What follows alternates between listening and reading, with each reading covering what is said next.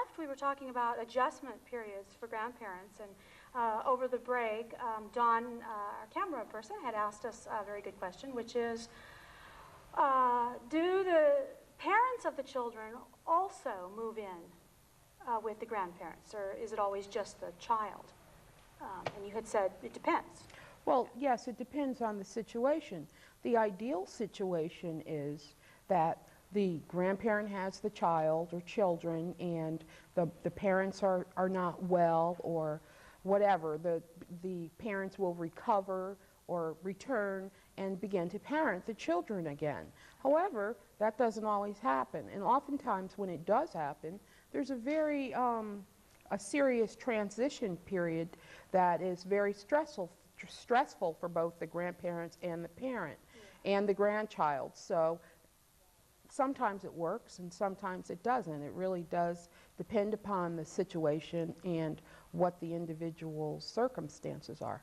Well, you know, I've worked for many years in addiction and recovery, and I worked for a few years up at House on the Hill, which is a recovery program for women and their children.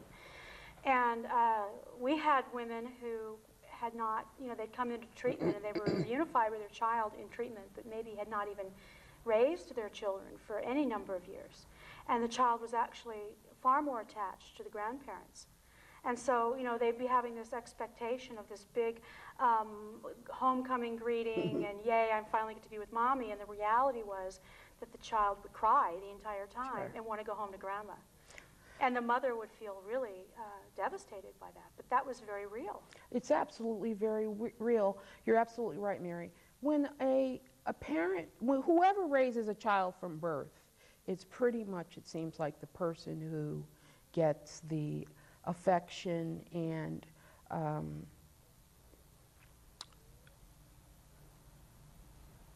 sounds like connection. I mean, they just get to be the person identified as the nurturer. Absolutely. Yeah. Absolutely. Yeah.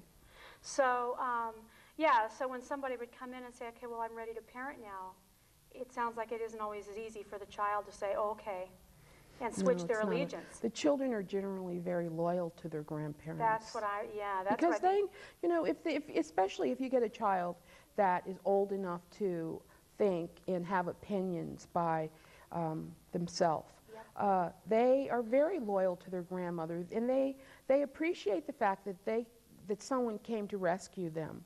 So it can be very difficult for the parent to enter the picture again, and the grandparent becomes connected to the child also. That's the next question I was going to ask. I mean, in terms of, you know, that bond has been formed, I'm sure on the grandparents' part, sort of releasing this child must be very, very difficult.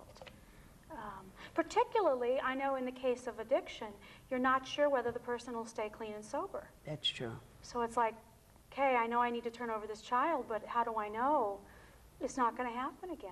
That's pretty common, or you've heard? I know of a woman who has 3 of her grandchildren, and her daughter was incarcerated.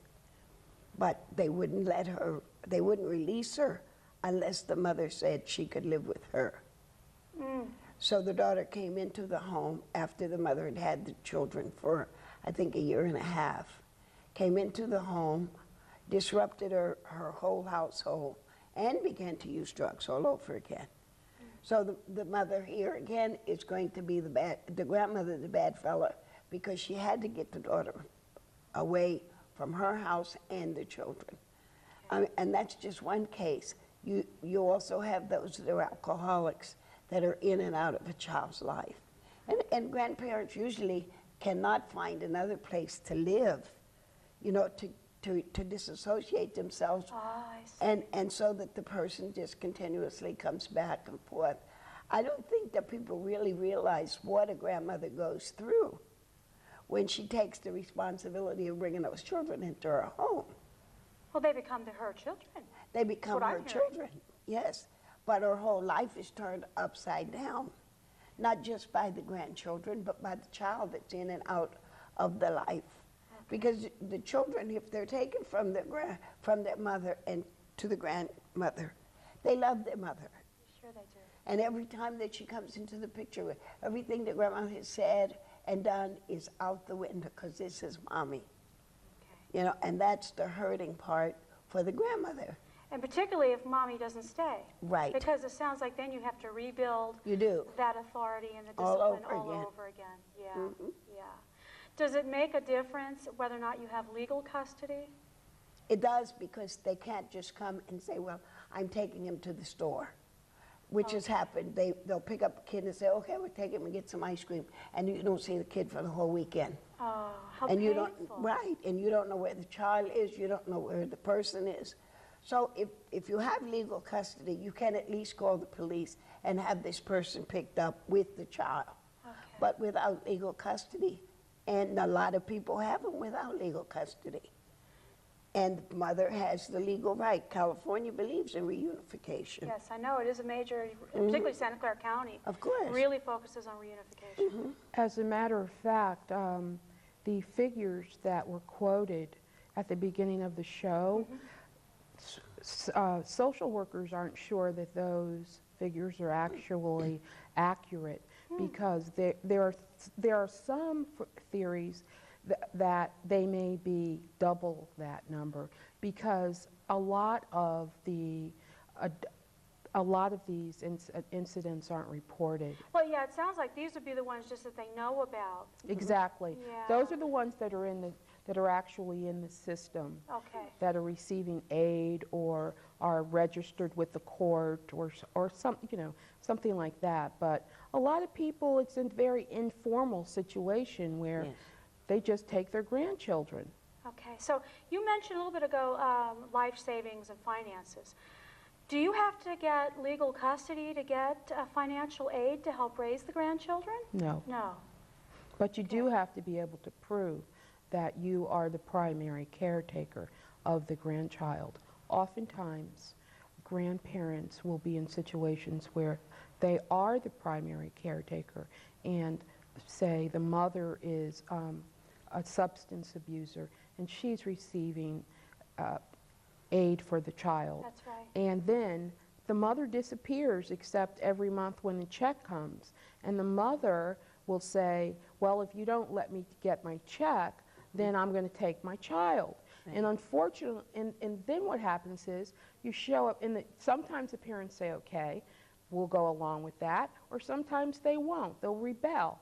And when they rebel, what will happen is they'll get to court on Tuesday, and the mother will be amazingly clean and Present herself very well. exactly, Yeah. exactly. It happens all the time. But the grandparents do all right. We really encourage them and them not to think of themselves as victims, because it's such a wonderful thing to be raised by your grandmother and your grandfather and people who really love you. Well, and that is the point, which is why grandparents take grandchildren as opposed to letting them go to foster care. I mean, there Absolutely. is that love piece. So it sounds like then grandparent rights are pretty shaky in some ways. I mean, unless you really take the time and pursue it. In some ways, I could see where you could wind up almost feeling emotionally blackmailed by your child in terms of, because the thing that is most important to you are those children's safety. And if they say to you, well, if you don't do this, I'm just going to take them, that must be very scary. I think it is very scary, Mary, and Mrs. Evans can certainly speak more as an expert on that. But the other issue is that the grandparents are also dealing with their own children, too. That's a good And point. they're mourning the loss of their own child, or they're very sad that whatever happened to their own child to cause the situation happened. So oftentimes, like we said before, the child is deceased or incarcerated or whatever, and so the grandparent has to cope emotionally with that problem as well as the child. So, and oftentimes grandparents will have a very difficult time admitting that their child has a problem, because they want to see everything be better. Yes, They want Sue to get off drugs and clean herself up and come pick up her children and take them home. And they wish and they hope that that'll happen. This month, on the 17th, we do a seminar series at Catholic Charities, and there's the seminar this month is on keeping your balance and how to not get caught up in the grief of the whole situation, because doing that doesn't really help the child or your family situation. Sure. I mean, yeah, negotiating your feelings and the grandchild's feelings must be quite a juggling act. Is that your experience? Because, think yeah, we're so. talking about your children, I not think just so. your grandchildren. The hardest thing is to let go. Okay. You have to let go of your child in order to give the grandchild what they really need. And that's hard, to let go of your own child and say, well, this one is more important. And once you do that, you're on, it's relatively smooth sailing if you have your paperwork in order. Okay. So you were mentioning before that there are some people who are even 4 years later feeling angry, and you use the word victimized. I mean, I'm Yeah. sure there are people who say, I didn't sign up for I didn't this. ask for this. Yeah. Right. And they're angry with their child. Not angry at the grandchildren, and not angry because they have them. They're angry with their child, and a lot of them have blamed themselves. What did I do, or what didn't I do? Yeah. Why is she like this, or why is he like this? And that's part of getting over and letting them go. Okay. That's true. A lot of the grandparents do feel feel badly that the situations happened with their child, and sometimes they blame it on themselves. And sometimes people unfairly blame the situation on the grandparents. Right. Mary, I know that we all know people who, a couple may have 4 children, and 3 are Rhodes Scholars, Right. and one decides that he or she is going to do nothing. Right. And the parents have done everything that they can to ensure that their children grow up to be well-adjusted adults.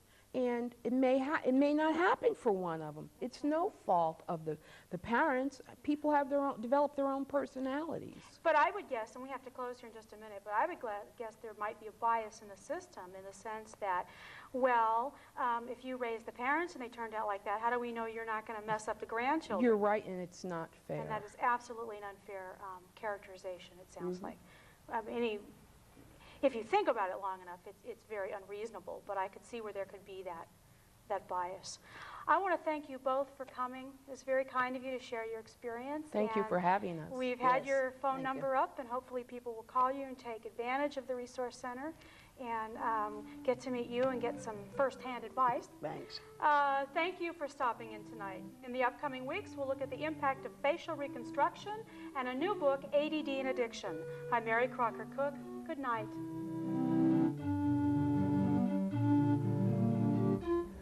For topic suggestions, write to Bay Area Psychology at 1723 Hamilton Avenue, Suite A, San Jose, California 95125, or call at 408-448